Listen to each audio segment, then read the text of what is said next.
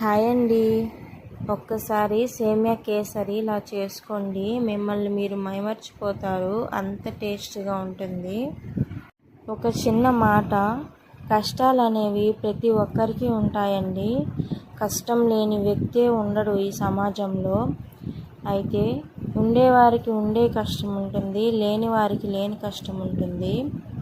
ఎప్పుడు కూడా మనకంటే ఎక్కువ కష్టాలు అనుభవించే వారిని చూసి నేర్చుకోవాలండి.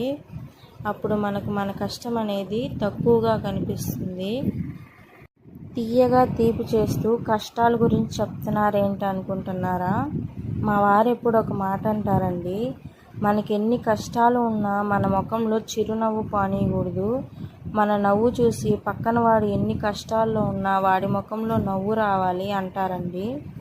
నచ్చితే ఒక లైక్ చేయండి. ఫుల్ వీడియో కింద ఉంది, చెక్ చేయండి. సబ్స్క్రైబ్ చేయండి.